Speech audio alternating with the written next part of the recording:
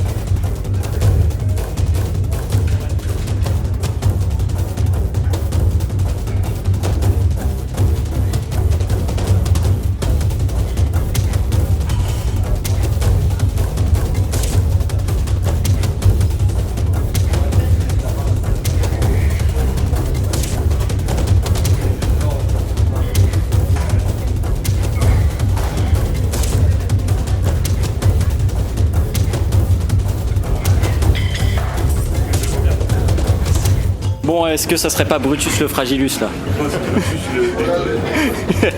y a plus. C'est Brutus au panier, allez. Animal, ça. Mais il sait même plus marcher. Les petits pieds nus. Je me faufile. On est chez Mémé. Bon alors, ça c'était récemment. C'était la semaine dernière. Ouais.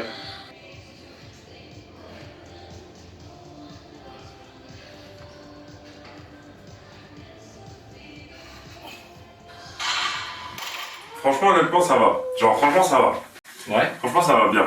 Genre, premier truc qui me plaît, si je puis dire, je crois que je te l'avais dit, ou je l'avais dit à quelqu'un, mais je sais plus si c'est toi, mais tu le fais naturellement, c'est de placer tes hanches. Parce que tu fais là, t'es droit, Ouais. et là tu vas fléchir tes genoux à ce moment-là, tu vois, pour te coller un peu à la barre, mais en créant un peu de la distance. Ouais. Et en fait, en faisant ça, tu places tes hanches, tu vois. Ok, ouais. Tes hanches vont se fixer. Après, tu vois, moi, ce que je fais, c'est qu'actuellement, j'ai une nouvelle technique. Regarde, c'est le soulevé de terre que j'ai fait hier, ça.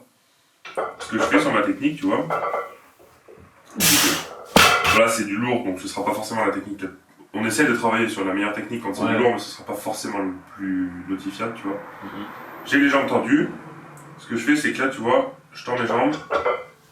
C'est ce moment-là. Et là, je viens fléchir. Bon.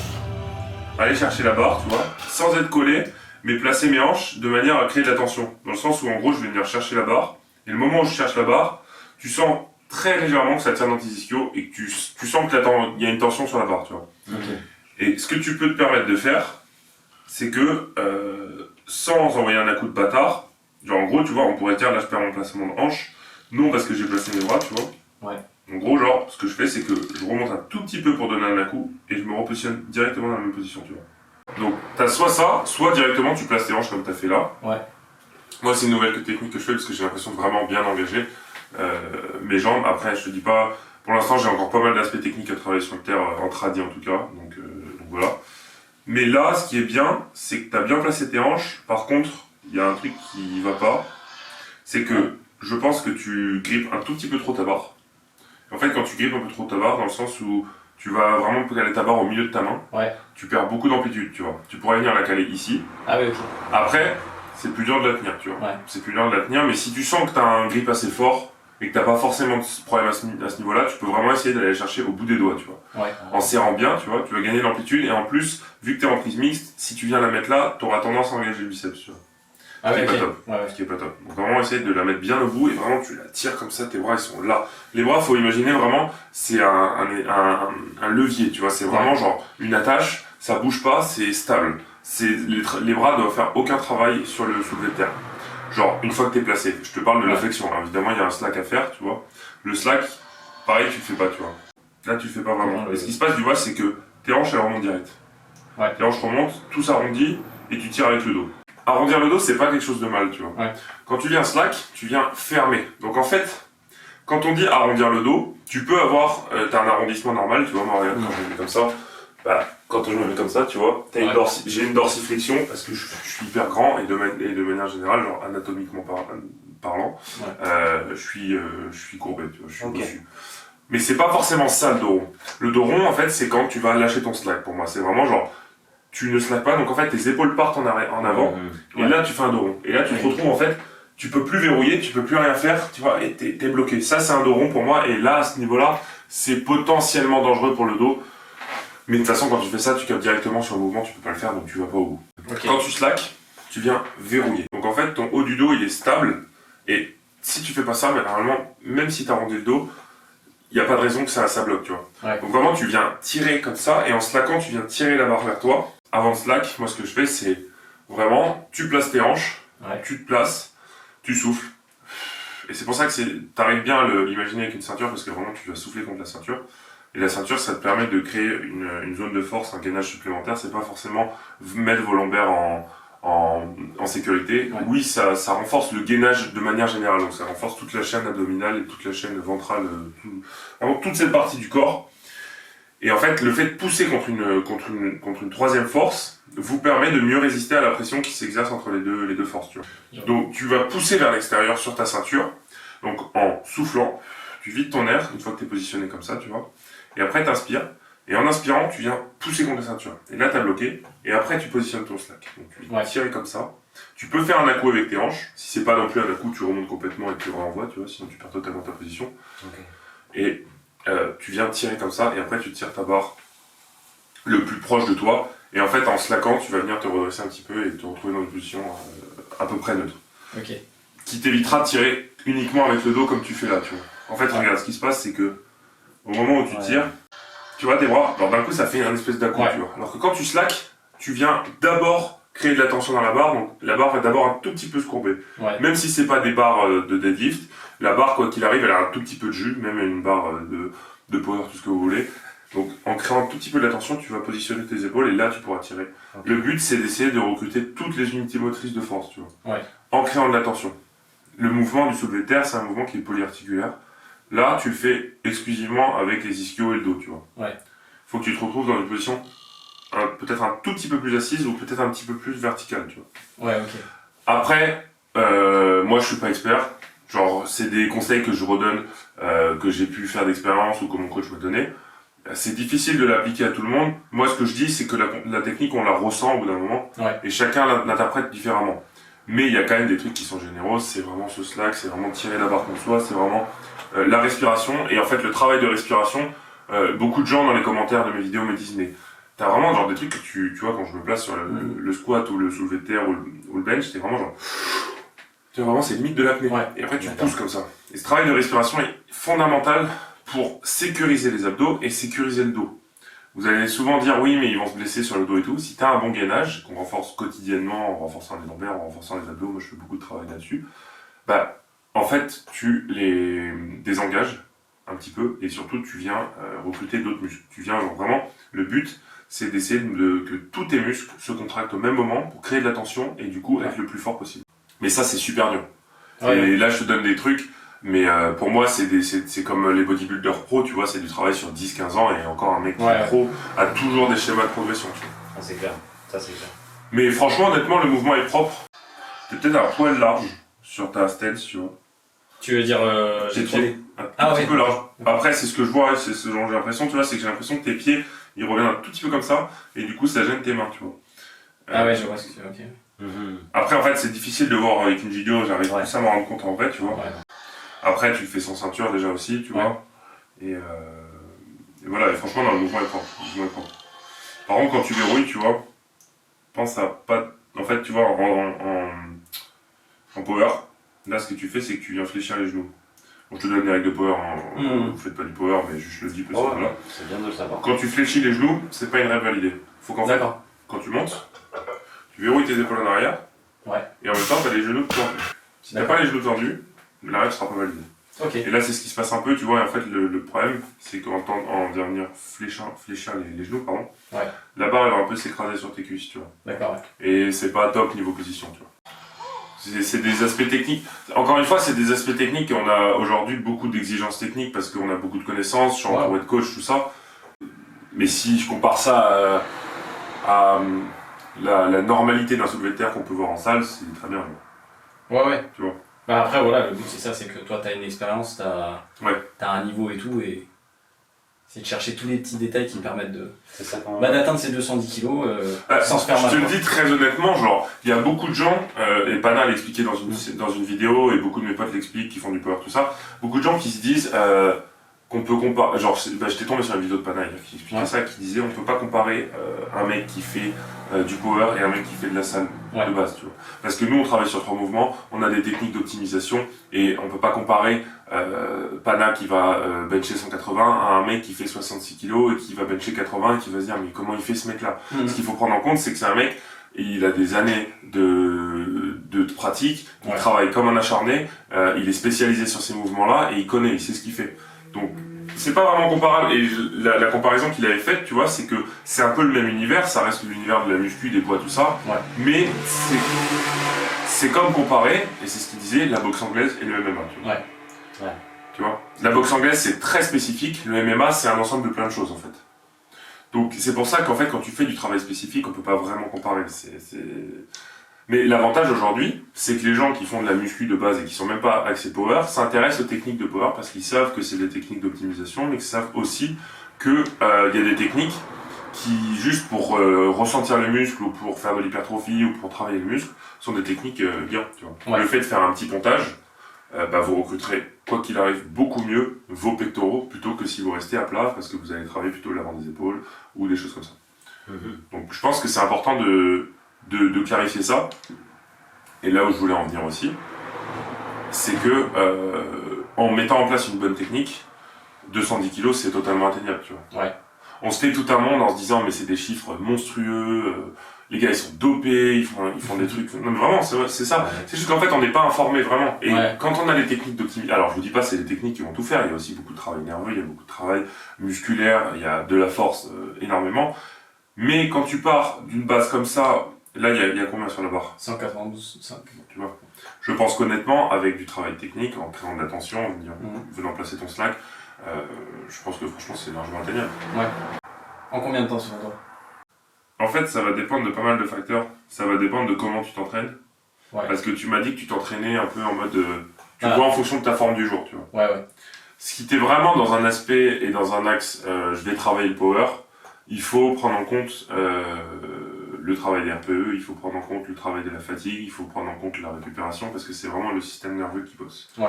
Ça va au-delà du muscle qui est fatigué, des courbatures aussi, c'est vraiment le système nerveux qui bosse. Tu vois, moi, hier j'ai fait une énorme séance, là aujourd'hui je le sens, je suis fatigué, je sens que le jour de repos me fait du bien, et hier je me suis couché, j'avais les yeux qui gros, c'était pas bien, bon, hier je me sentais comme un cochon.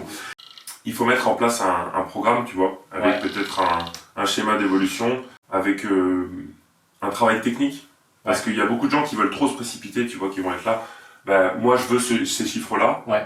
Mais si t'as pas corrigé ta technique, ben, tu pourras pas vraiment progresser parce que il y a beaucoup de gens qui disent ouais, mais j'ai vu un commentaire aujourd'hui qui disait les powers ils s'en foutent de leur technique, ils font le dos rond, c'est tirer le plus lourd possible. Mais il faut comprendre un truc, c'est que si tu fais le dos rond, tu n'arriveras pas à soulever une barre. Tu n'y arriveras pas. Donc évidemment qu'on est obligé d'avoir une exigence technique puisque si on ne le faisait pas, bah, on serait handicapé. Donc on est obligé d'être parfait pour recruter parfaitement, donc avoir un mouvement efficient et propre, techniquement. Vraiment. Et c'est pas parce que vous voyez un dos rond que c'est pas un mouvement propre. Ça dépend de l'anatomie de la personne. Si par contre vous voyez que le gars il a les bras qui vont là-bas, qu'il n'y a aucun slack, qu'il n'y a aucun bracing, qu'il n'y a rien qui va, là oui je comprends. Mais voilà, encore une fois, il y a des clichés autour de pas mal de choses. Mais je pense que, et je le dis à beaucoup de gens, encore une fois, j'ai vu des mecs à la salle, ils ont 16 ans, ils arrivent, ils testent leur max au développé couché, les gars ne savent pas faire une pompe, ou alors ils n'ont jamais travaillé leur technique, ils ne savent pas comment recruter le mouvement, comment mettre en place le mouvement, tu pourras pas progresser, c'est contre-productif, ou alors tu vas te blesser, tu vois. Ouais, surtout ça. Parce que tu vas tenter une barre à 210, ce qui va se passer c'est que tes bras vont tomber, ton dos va s'arrondir, tes lombaires vont prendre tarif, tes ischios vont peut-être claquer, enfin, là c'est là où c'est dangereux. Et nous, avec les charges qu'on lève, on est obligé d'être exigeant techniquement. Il faudrait travailler sur la technique avant, revoir un peu les aspects, quitte à se faire une séance ensemble, tu vois, où vraiment je t'explique en vrai, parce que c'est vrai qu'il y a une différence entre expliquer sur une vidéo et expliquer en vrai. Je te dis pas que ça viendra directement, tu vois. C'est des trucs, ça va prendre un petit peu de temps, mais un jour, ça va se mettre en place, tu vois. Et ce jour-là, tu vas comprendre le mouvement, et après, ce sera du travail, du ressenti. Et honnêtement, si je peux te donner une date, si tu t'y mets, je pense que d'ici fin de l'année, il y a moyen de dépasser. T'as beaucoup de vidéos de gars qui ont fait des vidéos notamment avec Pana. Je prends l'exemple de Pana parce que Pana aujourd'hui fait des vidéos YouTube, donc on peut se rendre compte. Je tombe sur une vidéo d'Antoine Fourbonne la dernière fois. Il fait un bench à 100 kg avec sa technique de base. Pana lui explique 2-3 trucs, ça passe beaucoup mieux, tu vois. Tarzan a fait une vidéo avec lui, pareil. Moi j'ai fait une vidéo avec lui au départ, il m'a donné des trucs. Et rien qu'en une vidéo, tu peux prendre peut-être 10 kg sur ton terre, tu vois. C'est ce que j'allais dire. Parce que rien qu'en améliorant ta technique, sans parler de prendre des perfs dans les muscles ou ton système nerveux, si ça se trouve avec l'aspect technique qu'on te donne, là tu vas prendre 10 kg, rien qu'en technique. T'as des gens, ça dépend. Soit ça se débloque, soit ça va prendre un peu de temps, mais le jour où ça va se débloquer, je peux te garantir que ça évoluera quoi qu'il arrive, tu vois. Tu vois, c'est pour ça qu'en power, vu qu'on travaille le système nerveux, on voit pas des mecs énormes physiquement, tu vois, pour les perfs qu'ils ont. J'ai vu une fille qui me fait des massages hier et qui m'expliquait que genre vraiment, on n'a pas une masse musculaire monstrueuse, mais on a vraiment les muscles rigides, tu vois. Elle était là, elle essayait de taper dans mon ischio, il était dur, ça bien, tu vois. Et on travaille vraiment le système nerveux. Et je veux que les gens ils comprennent ça, c'est que tu peux être assez fin et et être très très fort, tu vois, en travaillant sur le système nerveux. Alors certes, il faut une masse musculaire pour pouvoir évidemment endurer ses charges, tout ça, et il y a quand même un truc qui est vrai, c'est que plus tu as de la masse musculaire et plus tu peux recruter d'unités motrices, mais on n'est pas obligé d'être monstrueux physiquement. C'est que tu arrives dans une salle, tu as des mecs genre, je dis pas ils ont un physique random, tu vois, mais genre ils sont pas énormes, ils arrivent, ils mettent 200 kg au squat, tu comprends rien à ce qui se passe. Ça je trouve ça stylé, tu vois. Ouais, c'est ça qui m'a attiré moi de façon vers le power, c'est de me dire bon, moi je veux pas prendre vraiment de poids pour le parcours et tout. Et du coup, faut rester léger. Moi je te donne un exemple très simple. Cet été j'ai perdu 2 ou 3 kilos. Là actuellement, physiquement parlant, je me sens plus sec, tu vois. Je me sens plus écorché, plus découpé et je suis plus fort. Parce que j'ai pas lâché de l'été, tu vois, j'ai vraiment travaillé comme un malade, j'ai bien été respectueux sur la prog, j'ai bien respecté tout ça, je me suis bien reposé et les efforts ont payé, tu vois. Et c'est pas en prenant 10 kilos. Après, si tu prends 10 kilos, tu seras quand même plus fort, ça c'est une vérité, tu vois. Et après, ça dépend d'où viennent tes kilos, tu vois, si c'est que du gras, ils vont te servir à rien du tout. C'est ça. Moi je t'avoue qu'aujourd'hui mon objectif c'est d'être le plus... j'ai envie de rester fort et sec, tu vois. Et je pense que c'est le plus... Enfin, moi, dans ma vision du truc, du sport en général, je pense que c'est le plus... Je sais pas si on dit efficient ou efficace. Mais justement, d'avoir que le nécessaire sur ton corps. Tu vois, t'as tes muscles, t'as ton système nerveux, t'as pas du gras qui t'étouffe par-dessus. Après, pour être très honnête, le fait d'être sec en power, c'est pas le mieux. Franchement, c'est pas le mieux. Non, mais enfin, les gars sont quand même majoritairement... ils ont un petit peu de gras, c'est évident. Le gras vient protéger en fait, tu vois, par exemple, le gras va venir protéger la zone abdominale, tout ça, la zone lombaire, ça aide. Et c'est connu, quand t'as un taux de masse grasse un peu plus élevé, t'es plus fort. Mais justement, moi je veux voir jusqu'à où je peux arriver avec le physique que j'ai là actuellement, le poids où j'en suis. Si jamais je me retrouve bloqué, là je prendrai du poids ou je sais pas, tu vois, on verra, mais je trouve ça stylé de me dire que je reste avec un physique. Tu vois, on avait fait la vidéo la dernière fois, un physique qui peut tout faire en même temps, tu vois. Et j'irai jusqu'au plus loin comme ça, et si, moi mon objectif premier aujourd'hui c'est vraiment aller le plus loin possible dans le power, mettre tout en place, mais aujourd'hui je continue à progresser et être bien physiquement, donc ça c'est cool. Il nous fonce dessus, oh mon dieu, mais il est stupide lui. Wow. Alors. Bon, il s'est passé un truc de ouf les gars. Oh putain, j'ai pas la casquette. Voilà, et voilà, je vous avais dit qu'il se passait un truc de ouf. On redit.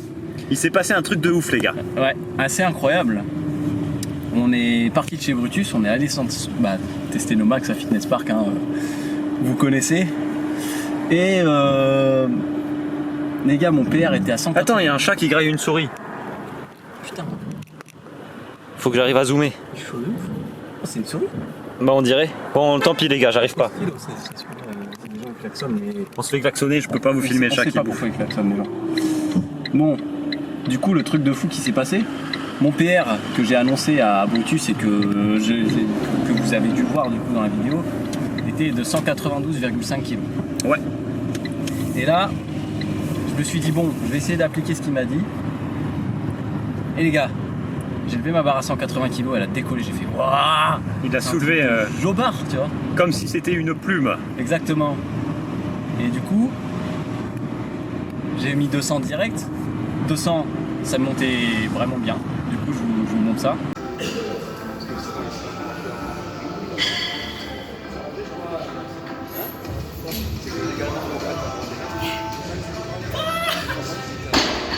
Et après, je me suis dit, allez, petite folie, 205. Et 205, c'est passé. C'est passé. Donc, même voilà. propre. Même Propre. On vous montre ça de suite.